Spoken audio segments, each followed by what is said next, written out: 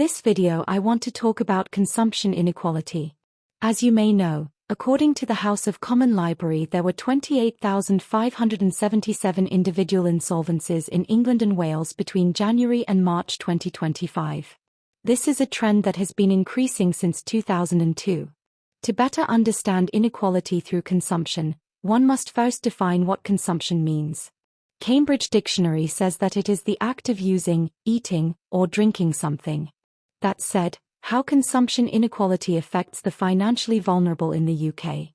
Well, not everyone has the same access to consumption. Accessibility and constraints vary according to financial, class, cultural or ethnic background.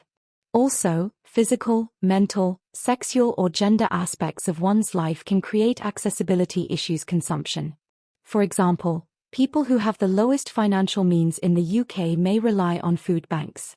This means that their scope of consumption is bound to what the food bank has in stock. Also, restricted financial situation can force people to navigate socio-economic challenges, thus diminishes their ability to create or recreate their lives in accordance with their dreams, hopes, or needs. They might lack mobility and rely on public transport, which, now, is very expensive. So, they may not be able to travel far to shop, to attend a medical appointment, to practice their hobbies or to enjoy activities with their family. People can greatly suffer because of this. Worse, the sense of isolation emerging from this situation can affect their overall well-being. In that aspect, people may feel socially isolated and perhaps fed up with the struggle of always just getting by. What comes out of this situation is that people can be deeply affected on a mental health level. Indeed, they might even think that they are stuck. Understandingly, those consumption barriers can be hard to overcome, and the way in which the financially vulnerable manage their daily lives is a reflection of this. This is one aspect of experiencing consumption inequality in the UK. Although, there are other constraints experienced by the most vulnerable that we can explore.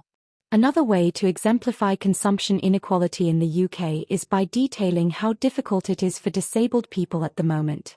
Although not all disabilities are visible, there are physical handicaps which can greatly restrain individuals' consumption. For example, when you have a physical disability, preparing a journey to a local shop can be daunting. Even if you plan your journey, your best efforts can be shattered because of the many problems emerging from the lack of accessibility that someone with disability can encounter. They have to pay more attention to the state of the pavements or the streets and thoroughly check if the local shops are adequately equipped to welcome them. Consequently, disabled people's social participation and consumption are fully bound to those limitations. Hence, the disability factor establishes a set of restrictions and inequalities. The good news is that online shopping exists. It provides a tremendous support in that accessibility is increased. The same can be applied to online shopping, concerts, movies, museum tours, sport events, and so on. This is why I believe that London is not the cultural centre of the United Kingdom anymore, and that access to new technologies is helping in the decrease of consumption inequalities. Consequently, social participation and consumption are evolving and hopefully will not be fully bound to the financial and physical limitations mentioned previously. What we should keep in mind is that increased inequality arises when there is a fierce competition for resources and the control of those resources by one group of people. Those people have a total disregard for the most vulnerable and lack compassion or common sense to act in the interest of the many, not the few. This is why solidarity and the need to socialize with people who are in the same socio-economic group is important. Thus, instead of thinking about being a first-time buyer and how to acquire a BMW, it is more productive to consume in a way that promotes unity, kindness for other human beings and nature.